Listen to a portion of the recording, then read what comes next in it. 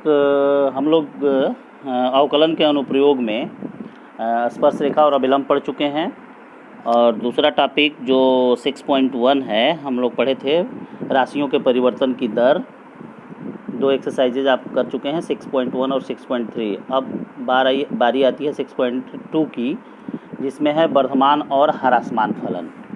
वर्धमान और ह्रासमान फलन, increasing and decreasing function, इसको इंग्लिश में बोलते हैं इंक्रीजिंग एंड डिक्रीजिंग फंक्शन। आप याद रखिए, इंग्लिश पे ध्यान दीजिए क्योंकि इंग्लिश ज़्यादा यूज़ होगी। Increasing and decreasing functions. तो ये अवकलन के अनुप्रयोग में ही दूसरा टॉपिक हम लोगों का है। अब यहाँ पर एक ग्राफ हम लेते हैं, fx बराबर x² फलन लेते हैं। और fx बराबर x² जो है आपका ग्राफ खींचेंगे तो एक परवलय होता है, x² = 4ay। आपको याद होगा, ये y अगर है तो x² = y एक परवलय का समीकरण होता है। तो x² = y, that is fx = x²। इसका ग्राफ प्लॉट करेंगे हम लोग तो परवलय आएगा और ये ऊपर की तरफ मुख खुला होता है। ठीक है, तो इस ग्राफ को ज़रा कंसीडर करते हैं हम लोग। तो इस ग्राफ में देखिए, अगर मूल बिंदु के बाईं तरफ से चलते हैं, मूल बिंदु के बाईं तरफ इधर आते हैं, तो इधर वैल्यू -2 है, इधर -1 है, 0 है। तो ये वैल्यूज कम हैं, कम से आगे की तरफ बढ़ रहे हैं, कम से आगे की तरफ। अगर लेफ़्ट टू राइट चलेंगे, बाएं से दाएं, तो कम वैल्यू है, दाएं ज़्यादा वैल्यू है।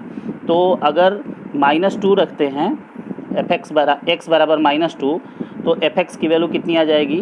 -2 रखने पे 4 आएगी। -3/2 कम किया और बढ़ाया थोड़ा हमने इसे, -2 से -3/2 किया, माइनस में है तो ये बढ़ेगा, तो ये 9/4 आएगा। -1 रखा तो ये 1 आ गया, 4 से 1 आया। देखिए, ध्यान रखिए, और ये -2 से -1 गए तो ये बढ़ रहे हैं हम। ये छोटी वैल्यूज़ हैं, ये बड़ी वैल्यूज़ हैं, छोटे से बड़े की तरफ जा रहे हैं। तो छोटे की बड़े की तरफ से हम जा रहे हैं, तो जो हमारी वैल्यू ये लेफ़्ट टू राइट चलते हैं बढ़ती जाती है। अब ग्राफ की क्या स्थिति है, इसकी ऊंचाई क्या होती है, ये देखिए। 4 से 9/4 हो गया, 1 हो गया, 1/4 हो गया, 0 हो गया। मतलब जैसे हम इधर से इधर चलते हैं, ये ग्राफ आपका ऐसे नीचे की तरफ आता है, ग्राफ नीचे की तरफ आ रहा है। मतलब स्पष्ट हो गया कि हमारी वैल्यूज बढ़ रही हैं एक्स की, तो ये नीचे की तरफ आ रहा है, मतलब घट रहा है। तो ये इधर डिक्रीजिंग है। क्या है? डिक्रीजिंग है। और इधर देखिए क्या है, जैसे बढ़ेंगे हम बाएं से दाएं की तरफ वैल्यूज बढ़ाएंगे, तो इधर देखिए अब यहाँ आते हैं मूल बिंदु के दाएं ओर, मूल बिंदु के दाएं ओर जब चलते हैं, x की वैल्यू 0 है, 1/2 है, 1 है, 3/2 है, 2 है, तो ये बढ़ रही है वैल्यूज़, ये बढ़ रही है। तो जब 0 रख रहे हैं तो x की वैल्यू जब 0 रखेंगे तो fx की वैल्यू दैट इज y की वैल्यू 0 आएगी। 1/2 रखेंगे तो 1/4 आएगी, 1 रखेंगे तो 1 आएगी। तो जैसे ये वैल्यूज बढ़ रही हैं, वैसे ये वैल्यू भी बढ़ रही है, ऊंचाई बढ़ रही है ग्राफ की। यानी कि ग्राफ आपका कैसे चल रहा है, हम इसे ऐसे चलते हैं तो ग्राफ आपका ऊपर की तरफ जा रहा है, y की वैल्यू बढ़ रही है, fx की वैल्यू बढ़ रही है। तो इस तरह से जब लेफ़्ट टू राइट चलते हैं तो ये इंक्रीज़ कर रहा है, हाइट इसकी इंक्रीज़ कर रही है, तो ये क्या कहलाएगा? Increasing function. तो यही फंक्शन आपका इंक्रीजिंग भी हो गया और डिक्रीजिंग हो गया। मूल बिंदु के इधर डिक्रीजिंग है और मूल बिंदु के इधर इंक्रीजिंग है।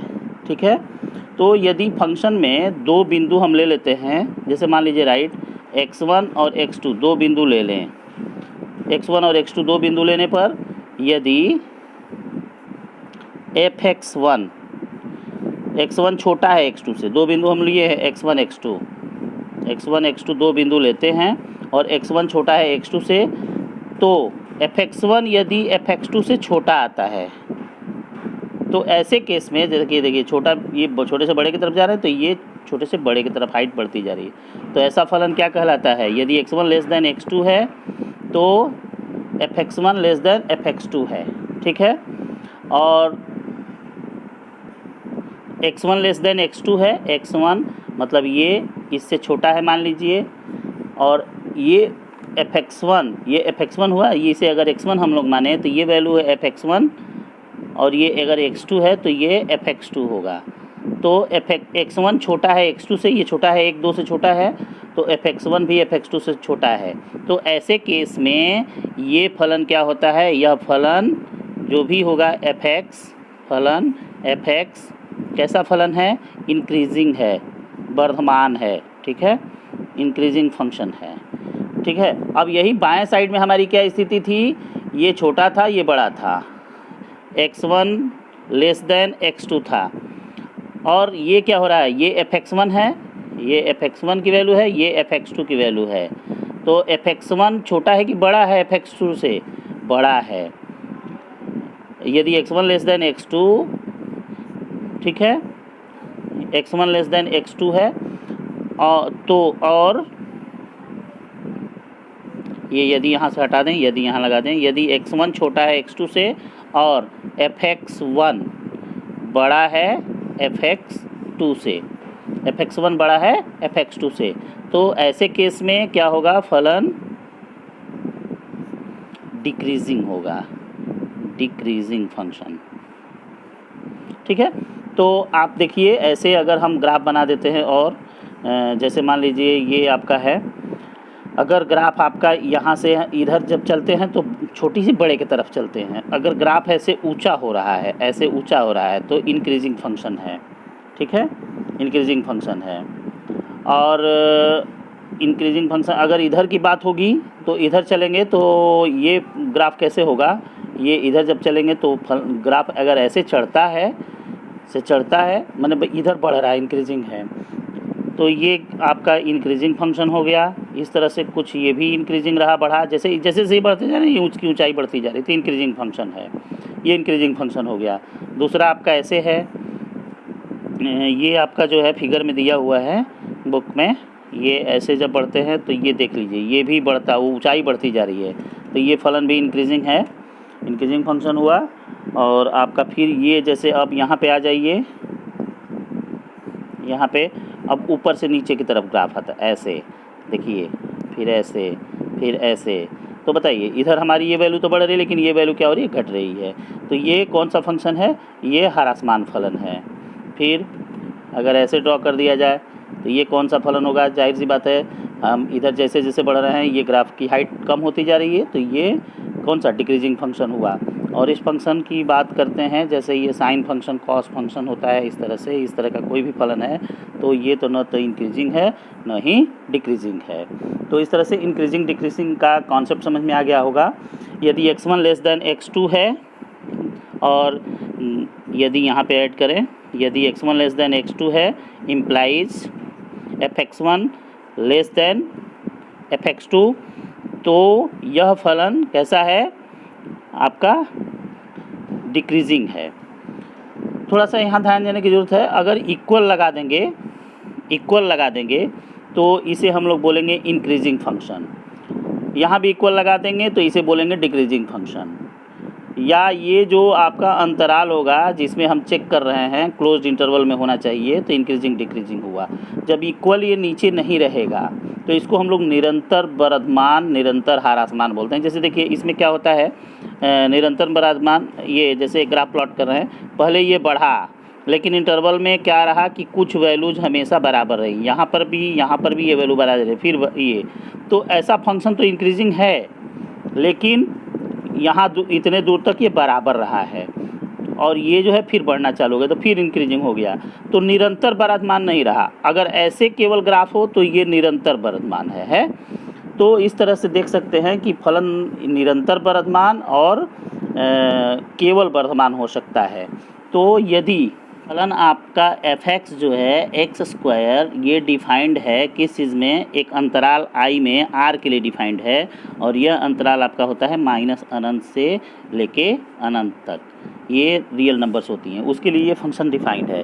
तो कोई भी फलन किसी न किसी अंतराल के लिए डिफाइंड होता है, या किसी अंतराल में आपसे पूछा जाएगा कि ये इंक्रीजिंग है कि डिक्रीजिंग है। तो पहली शर्त ये है कि अंतराल जो आपका है, इंटरवल जिसको बोलते हैं, अंतराल में फलन वर्धमान है, वर्धमान है। यदि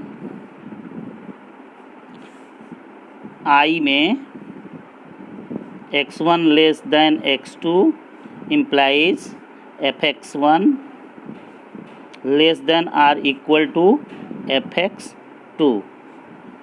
ठीक है, इसी तरह से इसी को हम लोग बोल देंगे, ये निरंतर वर्धमान है। कब बोलेंगे? अब ये पूरा हम नहीं लिख रहे हैं, पूरा आप समझ लीजिए।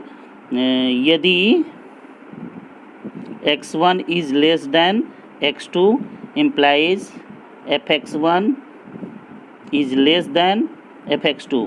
ये आर इक्वल बस इसमें नहीं है, तो आई में फलन क्या होगा?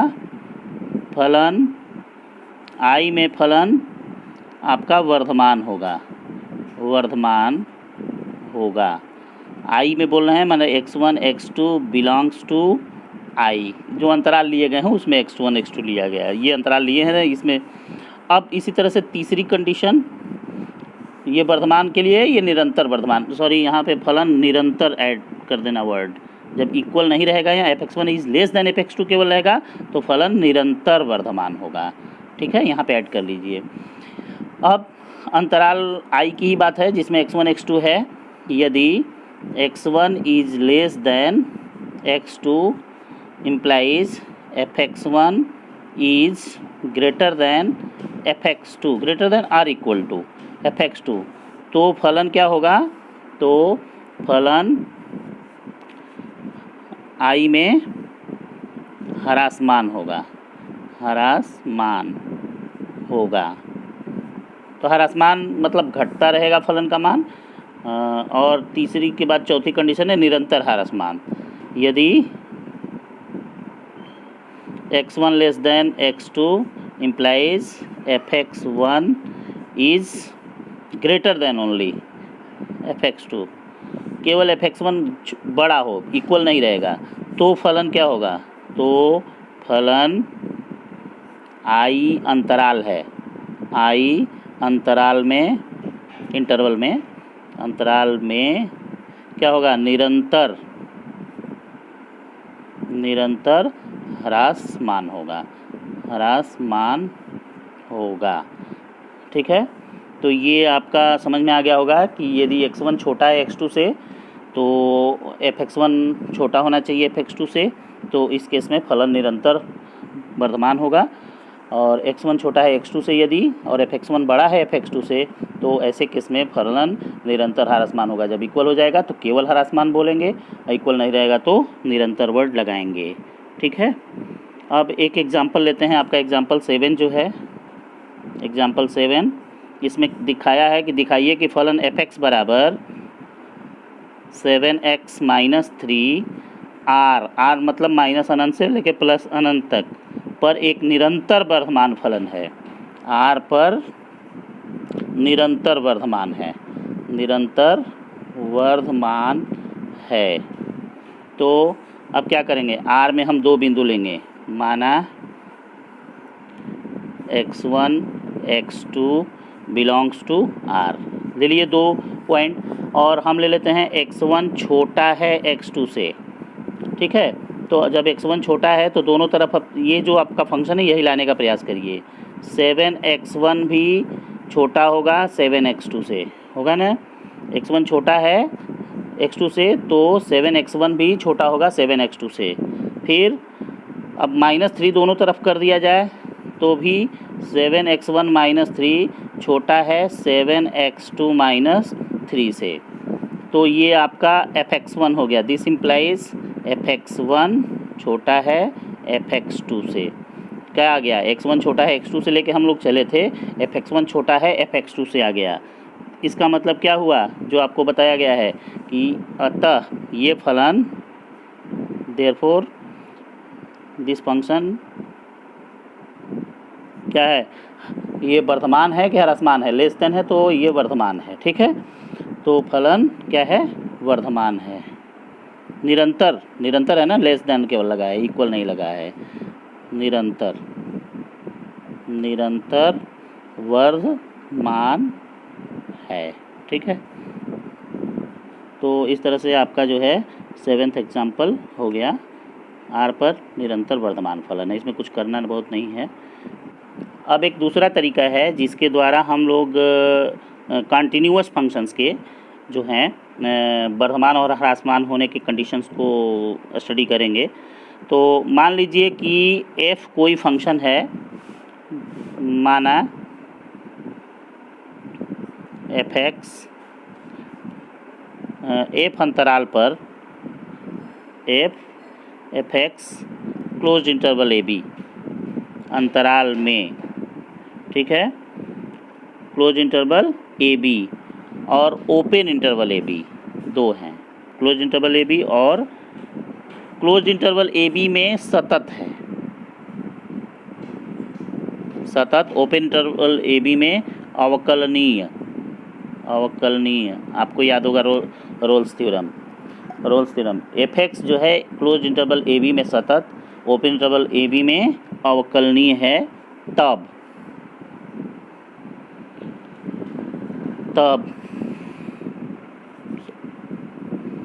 fx क्या है, क्लोज इंटरवल ab में सतत फलन है और ओपन इंटरवल ab में अवकलनीय फलन है। तो अब इसमें कंडीशन है कि क्लोज इंटरवल ab में f निरंतर वर्धमान है, निरंतर वर्धमान है यदि प्रत्येक x belonging to open interval ab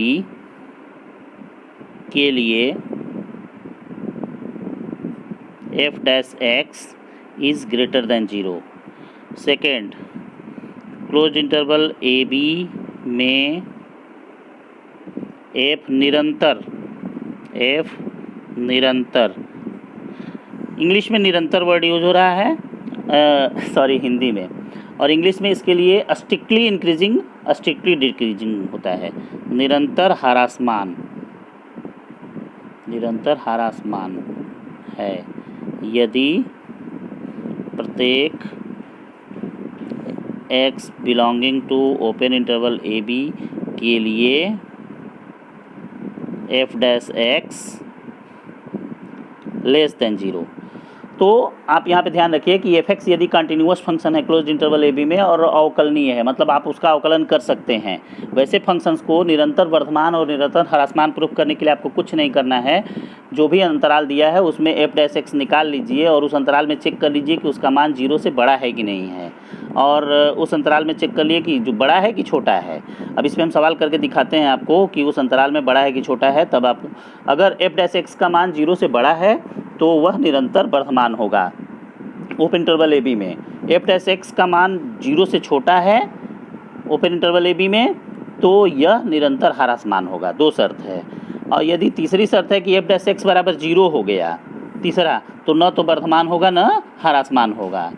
तीसरा आप पूरा इस तरह से नहीं लिख रहे हैं। ओपन इंटरवल ab में यदि f डैश x बराबर 0 हो गया हो तो फलन न तो वर्धमान है, न तो वर्धमान होगा, न ह्रासमान होगा, न ह्रासमान। ठीक है। तो अब हम एग्जाम्पल लेते हैं 8। एग्जाम्पल 8 में आपको दिया गया है कि fx बराबर x cube minus 3x square plus 4x x belonging to r पर निरंतर वर्धमान है। इसको हमें प्रूफ करना है, ठीक है, दिखाना है। तो क्या करेंगे, प्रूफ दिखाएंगे कैसे। हम आपको बताए हैं कि यदि fx क्या हो, कंटिन्यूअस फंक्शन हो, तो बताइए क्लोज इंटरवल r में यह कंटिन्यूअस होता है कि नहीं। चूँकि एक बहुपदीय फलन है, यह सतत फलन है, तो fx सतत फलन है, डिफरेंशिएबल भी है, डिफरेंशिएट कर सकते हैं। तो आपको कुछ करना नहीं है, सीधे f डैश x निकालिए। f डैश x बराबर सतत है, बताने की ज़रूरत नहीं है, यहाँ पता है कि क्या है f डैश x। तो ये हो जाएगा 3x square minus 6x plus 4। अवकलन कर देंगे इसका। तो अवकलन जब कर दिए तो इसमें से अब 3 कामन ले लीजिए, तो ये हो जाएगा x स्क्वायर माइनस 2x और बस इसी में लीजिए प्लस 4। तो प्लस 4 कर देंगे अगर, प्लस 4 3 ऐसे कर दें, 2 पार्ट में बांट दें, प्लस 3 प्लस 1 4 को, तो आपका ये चीज़ हो गया। तो अब 3 इसमें से जब कॉमन जाएगा काट देते हैं, 3x² minus 6x plus 3 plus 1 ऐसे कर देते हैं। अब 3 कॉमन लेंगे इसमें से, तो ये हो गया 3 कॉमन लेने पे x² माइनस 2x प्लस 1, ठीक है। अब प्लस 1 बचेगा। इस तरह से आपका हो गया 3x माइनस 1 का होल स्क्वायर प्लस 1। अब आप इसमें x का मान f डैश x बराबर ये आ गया, f डैश x बराबर x का मान जो है r में कहीं भी रख दीजिए। r का मान नेगेटिव पॉजिटिव कुछ भी रखेंगे तो f डैश x का मान कैसे है, जैसे मान लीजिए r का एक मान नेगेटिव हम ले लेते हैं -2, तो -2x का मान जब लेंगे -2 तो -2 -1 -3 आएगा और वर्क कर देंगे प्लस हो जाएगा, तो ये +9, ठीक है ना, 27 एक 28 हो जाएगा। तो मान हमें नहीं, बस धनात्मक है ये देखना है, 0 से बड़ा है। पॉजिटिव मान रखेंगे 1 रख दीजिए तब भी ये पॉजिटिव आएगा। ये होल स्क्वायर हो गया तो नेगेटिव मान भी रखेंगे तो पॉजिटिव आ जाएगा। तो बस हमें यही दिखाना था कि f dash x is greater than 0, 0 से क्या है, बड़ा है, 0 से बड़ा है।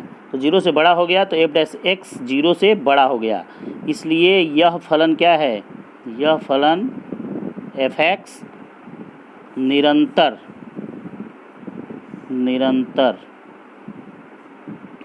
वर्धमान है, ये प्रूफ हो गया। देखिए इसमें कोई ऐसा मान नहीं है जिसको आप रख दें तो ये 0 भी हो जाए, अगर 0 के बराबर हो सकता है तब ये निरंतर वर्धमान नहीं होगा। x का कोई ऐसा मान नहीं है जिसको कि हम रखें तो ये कोई भी मान यहाँ रखेंगे ये 1 देगा, ये पॉजिटिव मान देगा, तो ये 0 नहीं हो सकता f डैश x। तो इसलिए ये हमेशा 0 से बड़ा होगा तो निरंतर वर्धमान फलन है, ठीक है, समझ में आ गया होगा। एग्जाम्पल 9 समझ लीजिए जल्दी से। f(x) बराबर cos x दिया है और सिद्ध करना है कि यह f(x) बराबर cos x a to pi, a से पाई के बीच में निरंतर ह्रासमान है, पाई to 2 पाई में निरंतर वर्धमान है और 0 to 2 पाई में न तो वर्धमान है न ही ह्रासमान है। तो ये कंटिन्यूअस फंक्शन है cos x, आपको पता है 0 to पाई के बीच में कंटिन्यूअस है। तो हमें देखिए f डैश x निकाल लेंगे, कंटिन्यूअस है तो अवकलन भी हो जाएगा, अवकलनीय भी है। f डैश x बराबर माइनस साइन x। अब चेक करिए 0 to पाई कौन सा क्वाड्रेंट होता है, फर्स्ट क्वाड्रेंट होता है और सेकंड क्वाड्रेंट।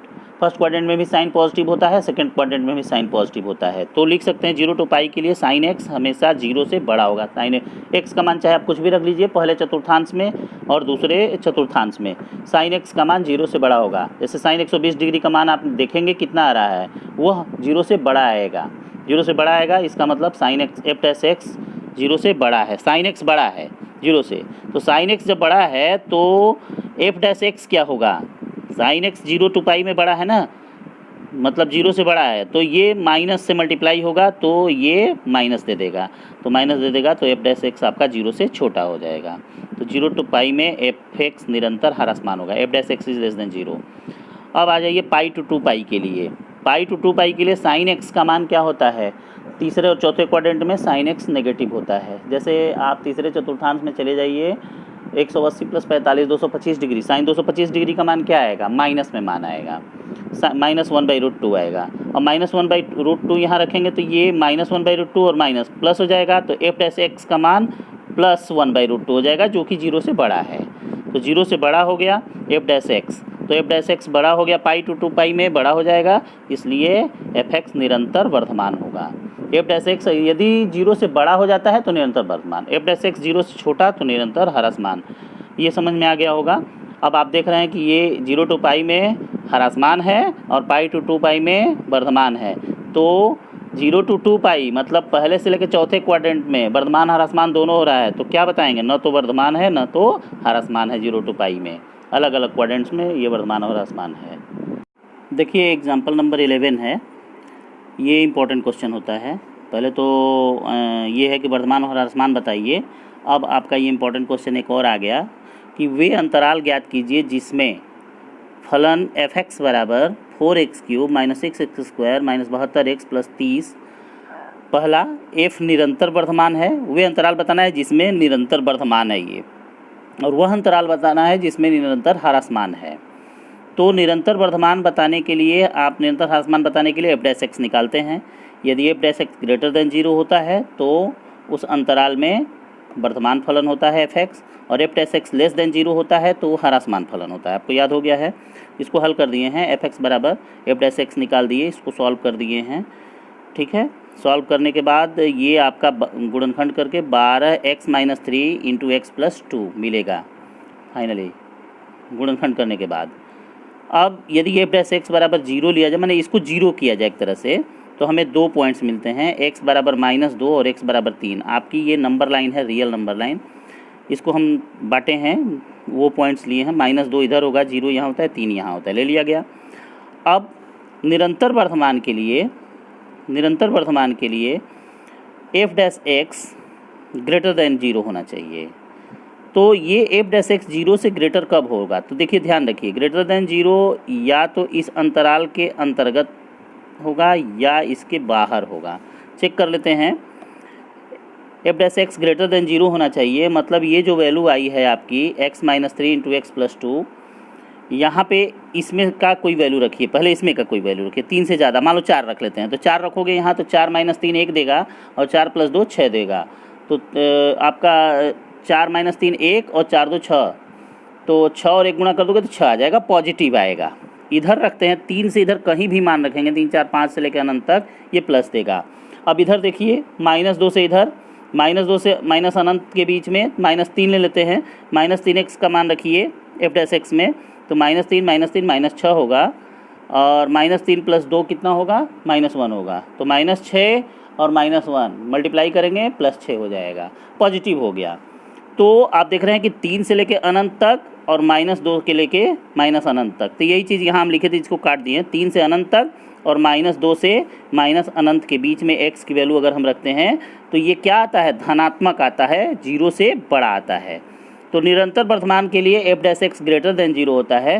तो ये हम देख रहे हैं कि x का मान माइनस अनंत और -2 के बीच और 3 और अनंत के बीच में यूनियन लगाए हैं, ये धनात्मक होगा। अगर इसके बीच का मान ले लेंगे तो नेगेटिव होगा। देखिए, निरंतर ह्रासमान के लिए F dash x less than 0 होता है, तो x का मान -3 और 2 और 3, ये जो आपको पॉइंट्स मिले हैं, इन्हीं पॉइंट्स के बीच का मान और इनके बाहर का मान में ही बस होगा। तो -2 और -3 के बीच का मान चलिए 0 ही ले लेते हैं, कोई भी, चाहे 1 ले लो, 1 भी ले सकते हो। 1 लोगे तो ये कितना हो जाएगा? 1 रखोगे, 1 - 3 -2 देगा, और 1 + 2 3 देगा, तो -2 और 3 माइनस से आ जाएगा, निगेटिव आ गया। तो F dash x less than 0 आ गया, नेगेटिव आ गया तो लेस देन 0। तो F dash x less than जब 0 होता है तो क्या होता है? यह कहाँ होगा? x -2 और 3 के बीच में ये मान होगा, वो हमेशा नेगेटिव ही देगा। ध्यान रखिए, ये तो ऐसे तरीका हो गया। कभी भी आपको निकालना हो तो यहाँ तक सॉल्व करिए, और निरंतर वर्तमान के लिए ये लीजिए F dash x greater than 0। जब ग्रेटर देन 0 होगा तो ये बाहर के, मतलब आप जो 2 पॉइंट्स मिले हैं 3 और -2, तो माइनस इन्फिनिटी से -2 लेना है, 3 से इन्फिनिटी लेना है। आप बिना इतना देखे भी लिख सकते हैं। जब ग्रेटर देन 0 रहे तब, और लेस देन 0 रहेगा तो इन्हीं के बीच का मान लेंगे। ठीक है, समझ गए होंगे? तो इस तरह से करेंगे।